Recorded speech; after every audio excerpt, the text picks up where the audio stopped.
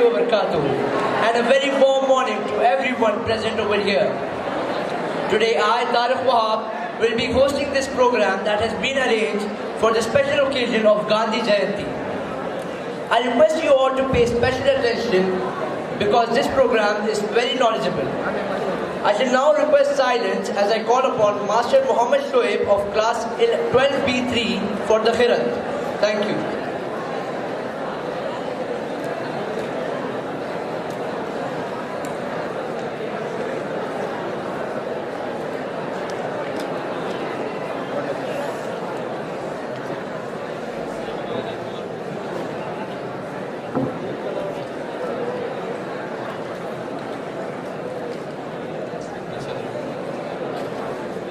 السلام عليكم ورحمة الله. أعوذ بالله من الشيطان الرجيم. بسم الله الرحمن الرحيم. إنما المؤمنون إخوة فأصلحوا بين أخويكم واتقوا الله لعلكم ترحمون. يا أيها الذين آمنوا لا يسخر قوم من قوم عسى أن يكونوا خيرا منهم ولا نساء من نساء عسى أن يكن خيرا منهن ولا تلمزوا أنفسكم ولا تنابزوا بالألقاب بئس الاسم الفسوق بعد الإيمان ومن لم يتب فأولئك هم الظالمون. يا أيها الذين آمنوا اجتنبوا كثيرا من الظن إن بعض الظن إثم ولا تجسسوا ولا يغتب بعضكم بعضا أيحب أحدكم أن يأكل لحم أخيه ميتا فكرهتموه واتقوا الله إن الله تواب رحيم. يا أيها الناس إنا خلقناكم من ذكر وأنثى وجعلناكم شعوبا وقبائل لتعارفوا إن أكرمكم عند الله أتقاكم إن الله عليم خبير. صدق الله العظيم.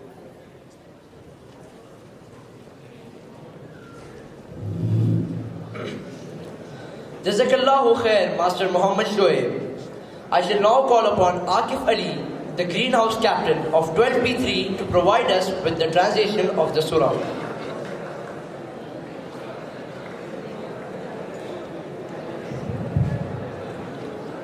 In the name of Allah, the most gracious, the most merciful. The believers are but brothers, so make settlement between your brothers, and fear Allah that you may receive mercy. O you who have believed, let not a person ridicule another person. Perhaps they may be better than them.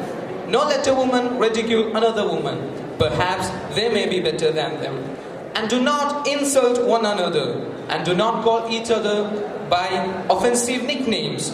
Rest is the name of disobedience. And whoever do not repent, then it is those who are the wrongdoers. O you who have believed, avoid much negative assumption. Indeed, assumption is sin. And do not spy or backbite each other. Would one of you like to eat the flesh of his brother when dead? You would detest it. And fear Allah. Indeed, Allah is accepting of repentance and He is merciful. O mankind, indeed, we have created you from male and female, and made you people and tribes that you may know one another. Indeed, the most noble of you in the sight of Allah is the most righteous of you. Indeed, Allah is knowing and acquainted. Jazakallahu khairan. Jazakallahu khair, Master Akif Ali. I shall now call upon our head boy, Master Akbar Asadi of 12B4, to deliver the welcome address.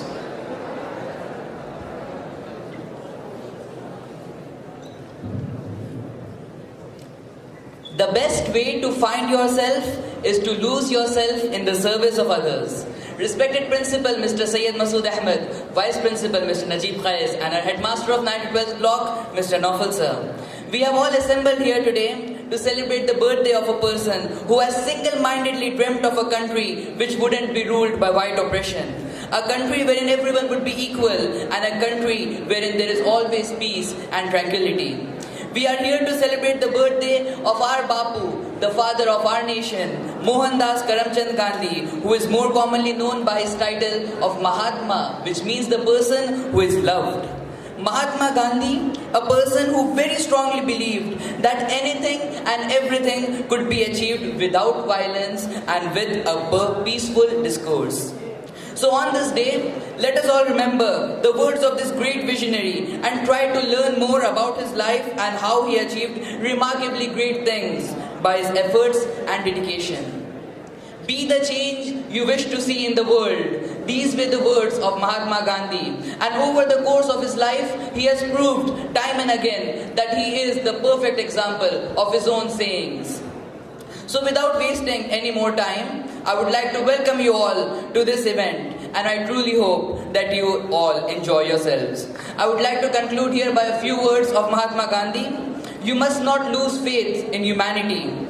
Humanity is an ocean. If a few drops of the ocean are dirty, the ocean does not become dirty. Thank you and have a wonderful day. Thank you, Master Akbar. We shall now have a speech on health, hygiene and cleanliness by the Head Scout and Assistant Blue House Captain Ayman C.K.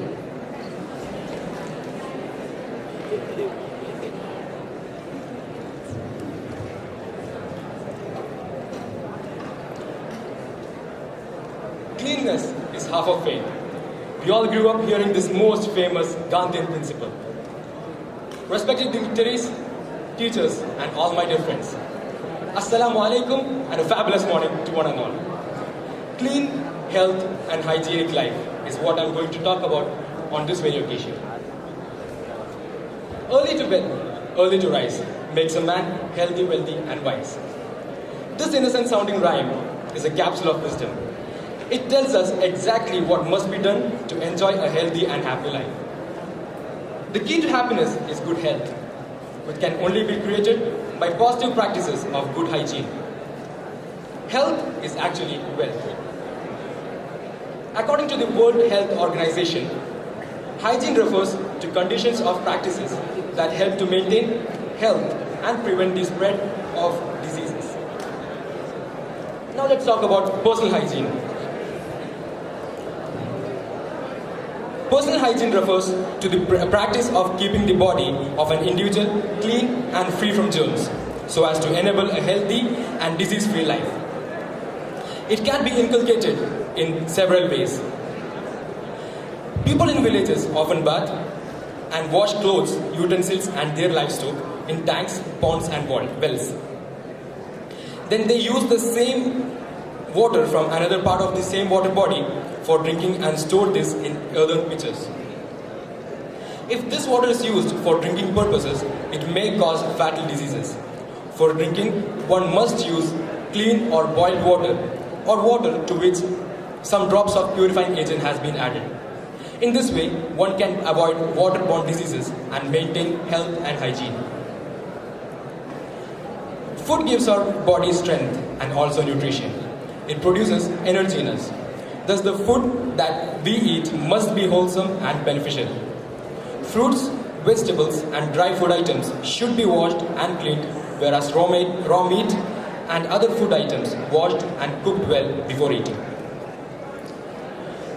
Health and environmental education of the people can improve the sanitation of their immediate surroundings. Though we try to keep ourselves personally very clean, we usually ignore our surroundings. The sources of water keep getting polluted, leading to an unhygienic surroundings, which spawn infectious and disease-carrying insects like cockroaches, mosquitoes and flies. The practice of defecating in the open also leads to unhygienic surroundings, and many diseases are caused by this. Environmental hygiene, if practiced and implemented properly, will reduce the incidences which are commonly transmitted through excreta or contaminated water, food and drinks. These include gastrointestinal diseases like diarrhea, dysentery, cholera, etc. and insect-borne infections like malaria, dengue, plague, etc. Water can be the primary source for spreading various diseases like typhoid, cholera, dysentery, etc. Besides these, viral hepatitis, polio, and worm infestation are also transmitted through the use of contaminated water. The government has now initiated the Swachh Bharat Abhiyan or Clean India campaign for improvement of environmental hygiene. This has led to an awareness of the use of closed toilets, keeping the surroundings free of waste and garbages, taking measures against pollution and safe storage of pure drinking water. The key to healthy mind is a fit body. Thus, personal health and hygiene is extremely important for an individual as well as a whole society. A person who practices good habits of hygiene will not just achieve good health himself, but will impart the same habits to successive generations. When many such individuals collectively practice the habits of good personal hygiene, their society shall be benefited from it, and country will become healthy and disease-free.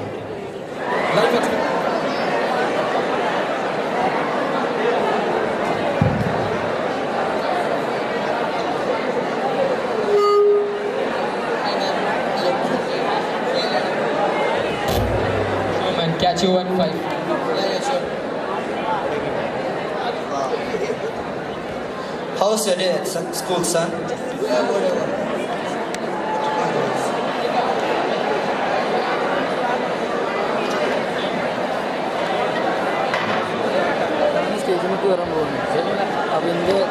What's wrong with us, son? What? Always keeps his room untidy. Finance doctor.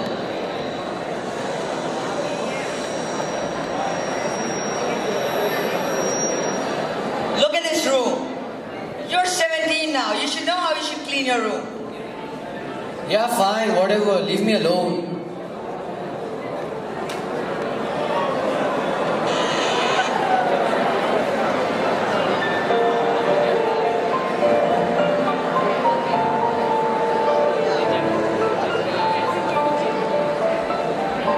A few hours later, the friends come to call him.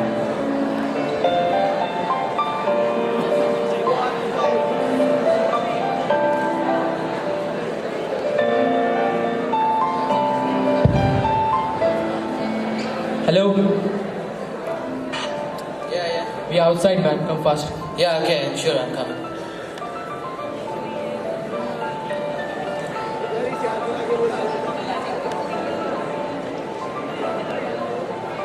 Hey, man.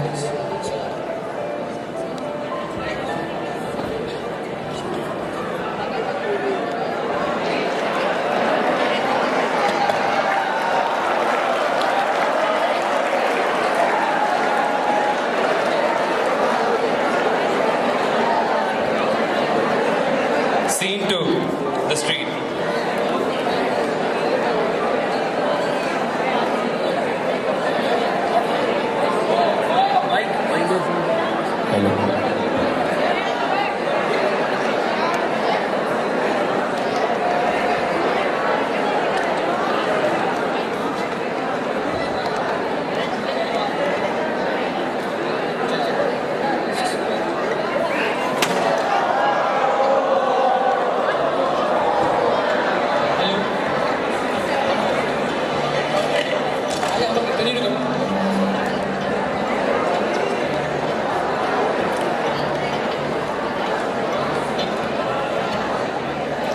Dude, why did you throw it over here?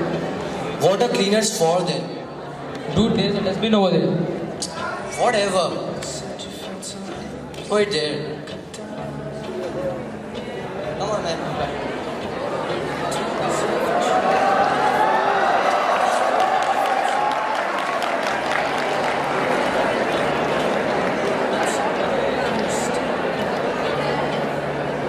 The society is also ignorant about the cleanliness of the environment. This results in the pollution of the entire society. The boy returns to his home.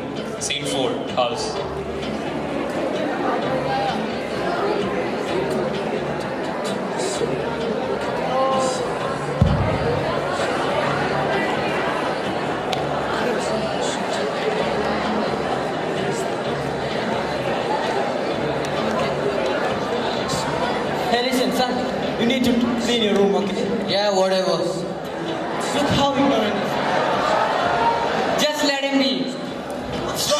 What's wrong with this room? This house?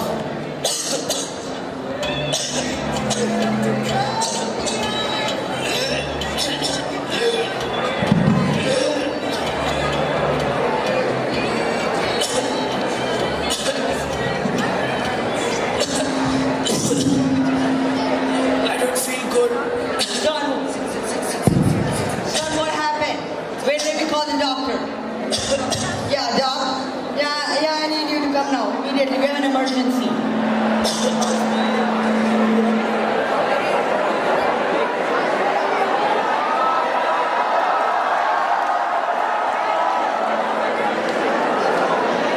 The doctor takes a look at the boy and informs the boy's family and his friends that he is suffering from typhoid.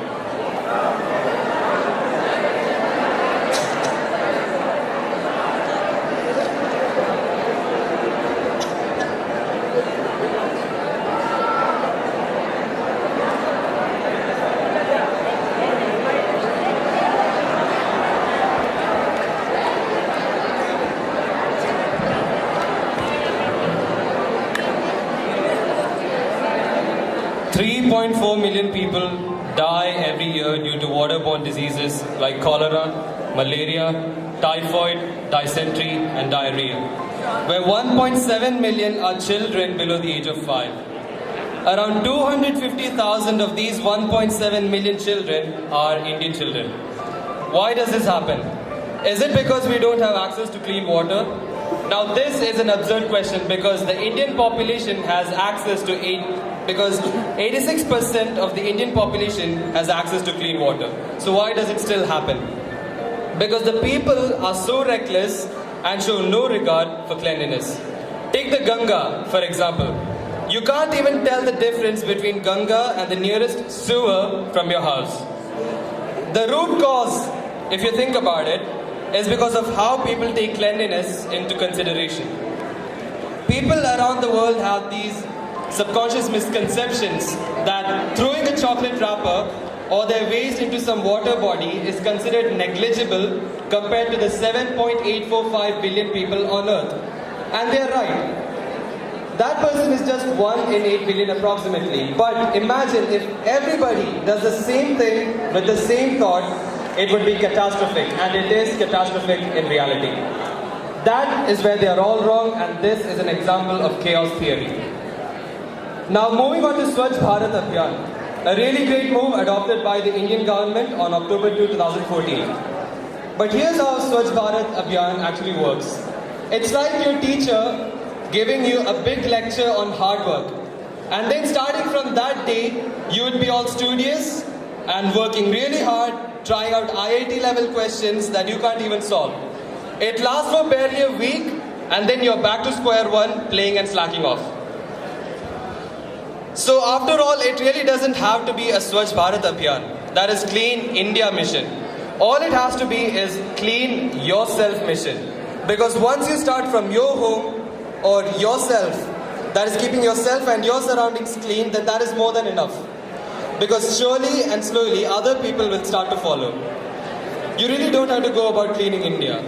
And finally, the message that we'd like to give is that if every person individually keeps themselves and their surroundings clean, putting in all their effort, be it big or small, can lead our society or our country into a clean and healthy future. Thank you. By Master Fahad Munawar, the latest secretary.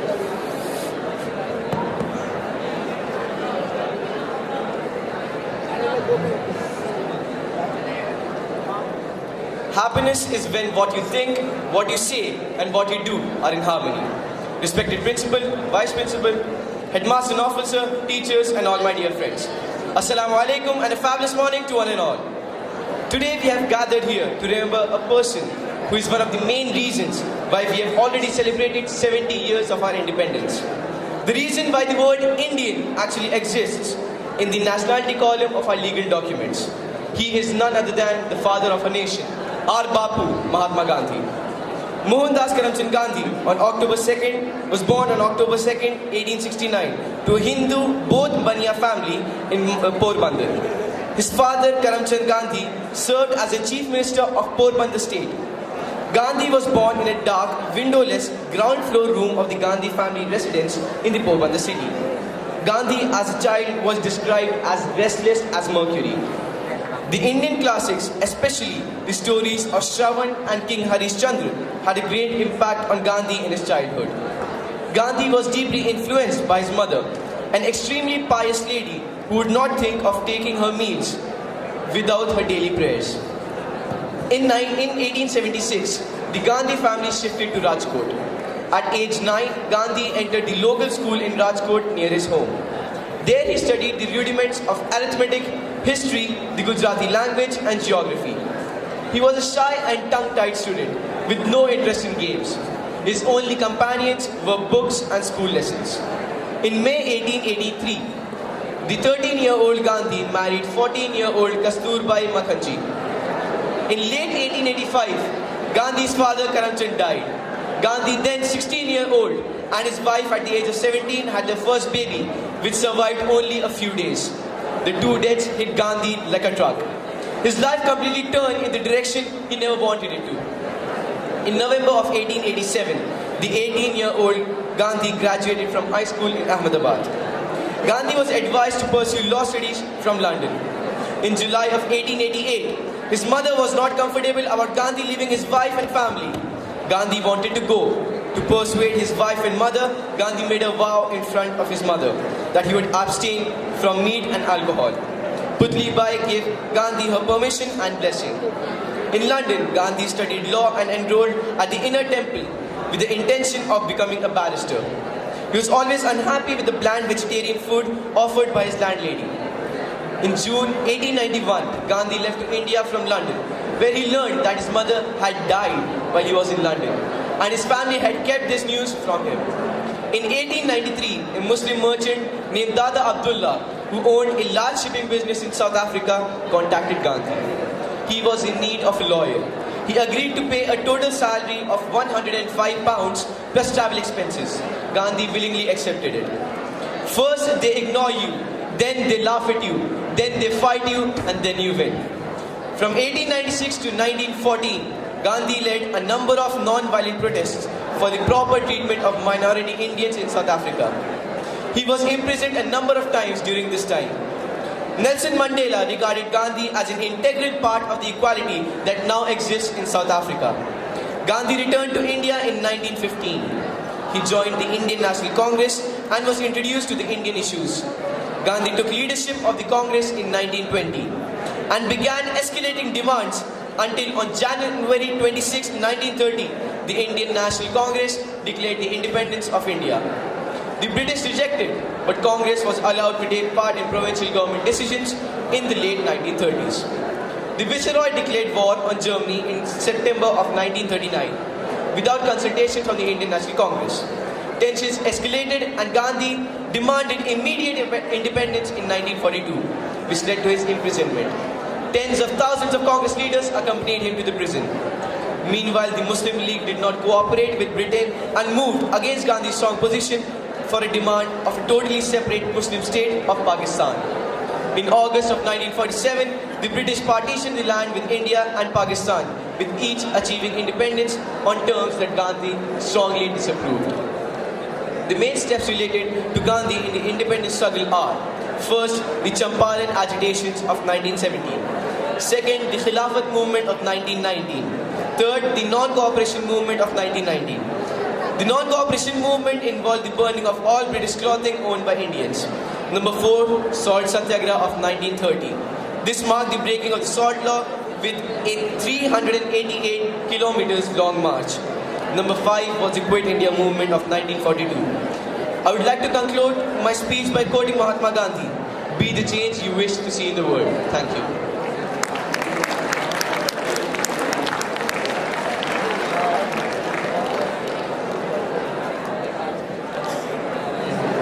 Thank you, sir.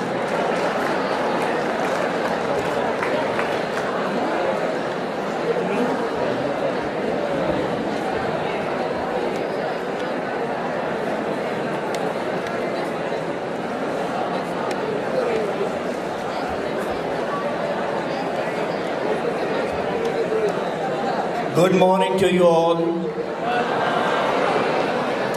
Are you comfortable? In that state, will you listen to me? Okay, I'll take just 2-3 minutes because this is a very important occasion for two reasons. Number one, we are celebrating Swachh Bharat Abhiyan. And secondly, and equally important, or I should say more important, we are here today to commemorate, to remember our beloved Bapu. As far as boys, all of you, just listen, I'll not take much time. This row, please listen. As far as Swachhata is concerned, you are all students of IISJ, grown up in the senior block, and I think you realize that India, all of us Indians, are a great nation. But still, to become greater, there are some areas where we have to improve. And one of the areas where we have to improve is our hygiene back in India and elsewhere. Especially in the rural areas and elsewhere, the mindset of the people has to change. And it is a very great and important initiative of our government to take up this issue. Any great nation, you take any example that comes to your mind and imagine the roads, the streets and the environs of that country, I think still that is an area where we have to improve and improve to a very large extent. And that process has already begun with the initiative of the government. I do hope that all of you will not restrict yourself to the skits and the speeches. From today onwards, take it as a mission that you yourselves are going to be totally clean, top to bottom, and ensure that your house, your environs, the complete environment, whatever you can contribute to the cleanliness, you will do from today itself. That is one thing. Secondly, and listen carefully, nations are very intricately linked to its history. It is 70 years now that we became independent. Possibly, we may not be able to realize what it is to live under a foreign rule. Ask your grandparents, maybe they may remember. Or if you want to have a glimpse of it, close your eyes and imagine for a minute that you are in a closed premises and foreign police is firing at you and your relatives. Jallianwala Bagh. Just one glimpse. So we did achieve independence not simply. There were very great leaders who had fought till the end, sacrificed everything that they had, including their lives, to achieve this independence. Today we may not be able to realize even how it was, what it was to live under humiliation, under oppression, under total dominance of a foreign nation. We may not be able to realize that. Really telling. Close your eyes and imagine that foreigners firing at you. You are being made virtually the slaves. And then only we can realize the efforts and the sacrifices of our great leaders. And obviously the greatest is the one who was, as your head boy said, described him, a lean and apparently weak man. Lean, tall and weak, apparently weak, but his determination was as strong as Himalaya. His vision was beyond the galaxies. His commitment was as deep as oceans. And nothing could deter him from this path of achieving the independence.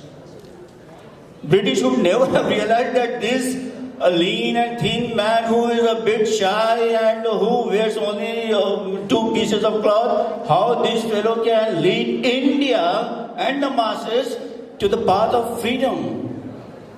But then the same lean man proved to be the strongest in the world, and the superpower of the time had to submit to his will and determination, and India achieved independence because of our beloved Babu. He sacrificed everything. You go through his life history, and it is so motivating, so inspiring that every child, every Indian, I think every child in the world should grow through the biographies of such great leaders. So much so that later on, leaders at the global level who became very famous, like Nelson Mandela or other leaders in America or West, they followed the same path of non-violence. Before Gandhiji, no one could believe that independence or revolutions could be brought without any violence. It was Mahatma who said, yes, revolutions can be brought without shedding a drop of blood. Maybe the prophets, but after that, no man could have believed that revolution or independence can be achieved without violence. And Gandhiji proved yes, and that term became global. What is that? Satyagraha. The struggle for truth. Satya. Truth has its own power. So let us never ever forget our history. Let us never ever forget our roots. Let us never ever forget our great leaders and try to bring into implementation their dreams, their aspirations, their wishes for the nation. It is for us that they sacrifice, and it is our duty, all Indians, to see that their dreams come true. Hope you will remember this. Thank you.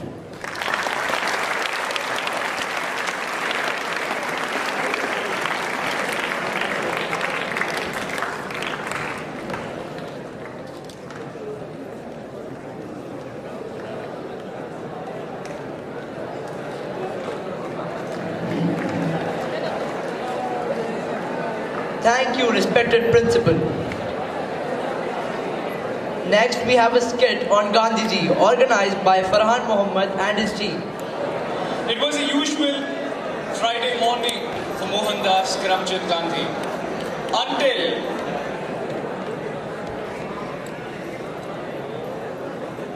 three ordinary looking followers come up to him for his praises.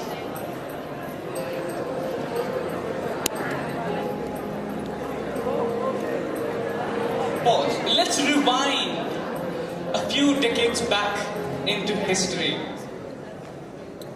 For aren't we here to re-witness? For I think we must re-witness the moment, the glorious moments of Bapu's life.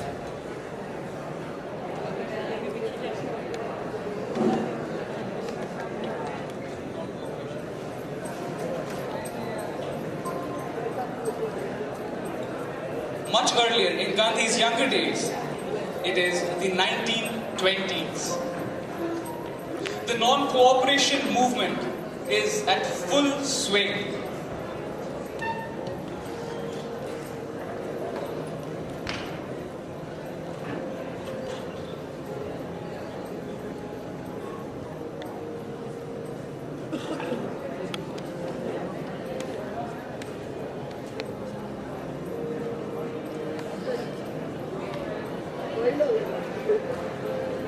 Gandhiji's protests gained momentum, but it didn't seem to please the English.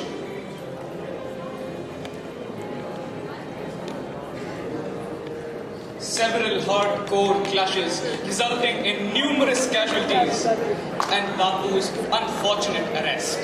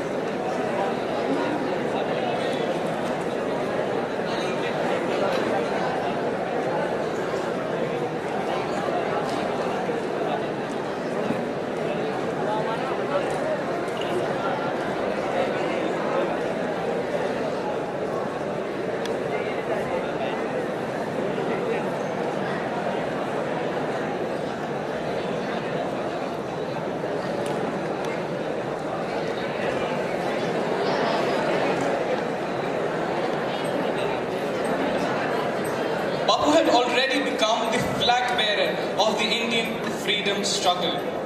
The British knew that if they were to ever settle the protesters, they had to calm Gandhi first. A series of bitter negotiations took place throughout the years. Our Bapu refused all half-hearted concessions because the ultimate aim was Swaraj and only Swaraj.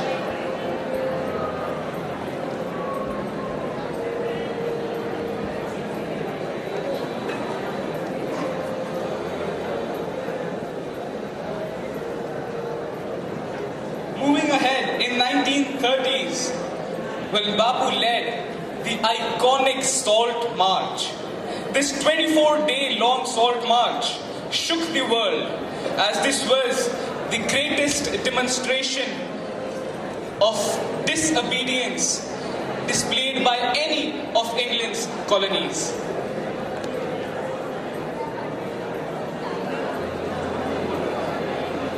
Followers flocked behind him as Gandhi led India to victory.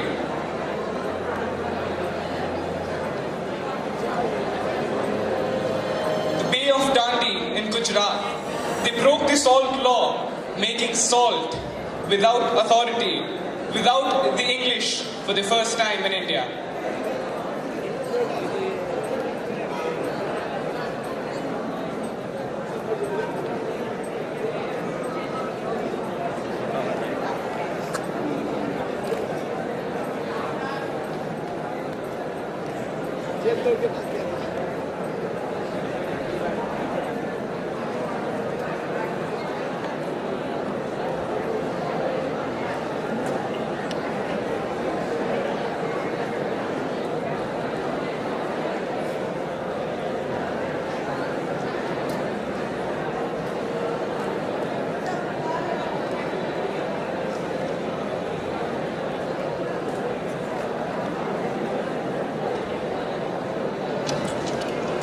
Much later, after a lot of bloodshed, numerous lives lost, in 1947, Bapu's never-dying patriotism and the economic conditions forced the Englishmen to retreat.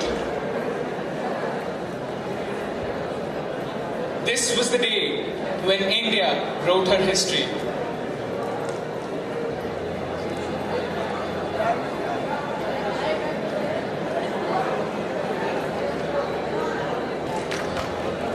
It was clearly a joyous moment for the protesters who lost their families and their lives.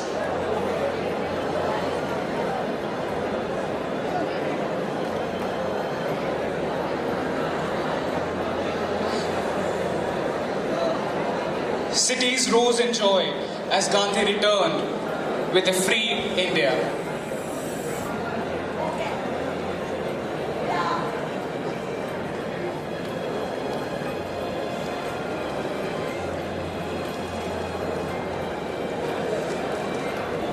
Finally, on the dreaded morning of 30th of January 1948, Mahatma Gandhi met his final challenge: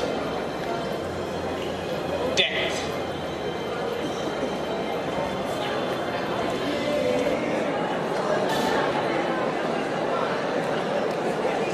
As Bapu lay there, the world was in shock. England lost its worst enemy, but India had achieved what it had to achieve, and though all was not lost.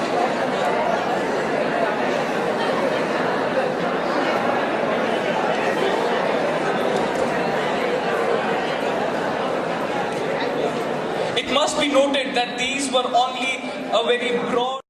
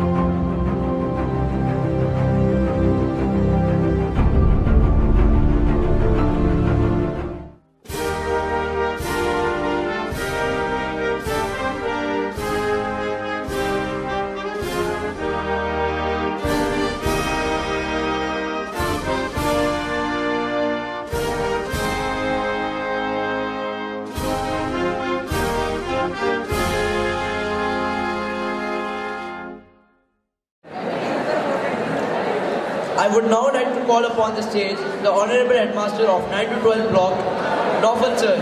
And also I would like to call upon Zahid Umar and Maz Yunus. Please come on the stage.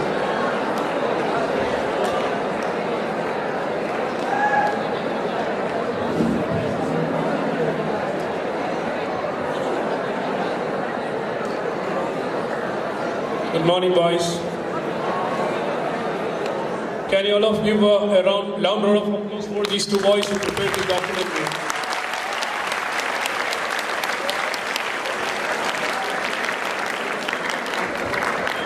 Dear boys, I will not take much time because this auditorium we have to leave. 1 and 2 program is there. Of course, the program so far went well.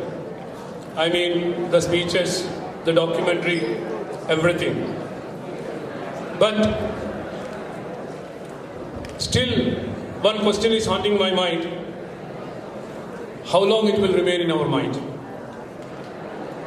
Because I was observing you when the documentary was showcased or when this skit was there.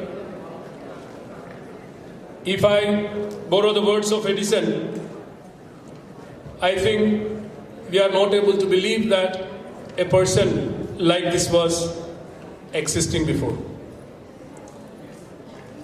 A person who said,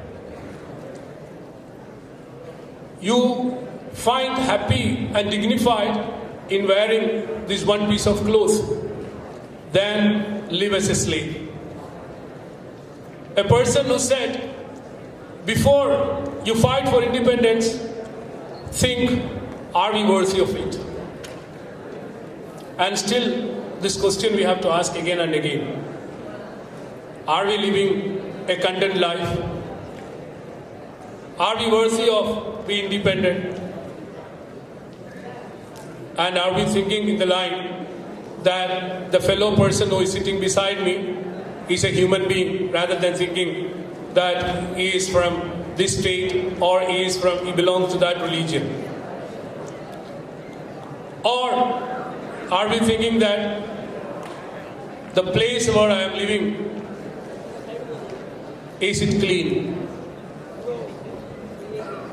And these questions we have to keep on asking to us always, and I think these 3-4 questions will purify us forever. What I wish, what all we discussed or we saw, I think it is the time for us to practice, so that as now Gandhiji is remembered after 148 years of his birth, or even after 69 years of his death, it is only because the legacy he left, the boldness he shown. As the commentator was saying, he was not having any post, or he was not a leader in the sense, he was not a leader of nation, he was not holding any post, he was not a businessman, but the whole world respect him. I think if you ask yourself, and if I ask myself, I don't think that we respect him in that sense. What I request all of you and to me, that let us take the way he shown to us, the way of non-violence, the way of cleanness, the way of content. Of course, when we talk about prophets and all, they are someone which is beyond our thinking, but this was a person who lived in front of us, maybe, as we discussed 60 or 70 years back. And he taught us the true spirit of nationalism. And I feel, let us pledge that we all will follow it and will make sure that our homeland will be the best for each and every person living there, and we are all good-hearted person or people, and let our nation progress. I would like to congratulate the cabinet and Mohan Raj sir and the scout team and other scout masters for organizing such an event. And I request all audience, I think of course there is a little bit improvement, but still we have to improve a lot. I wish all the best to everyone. Thank you.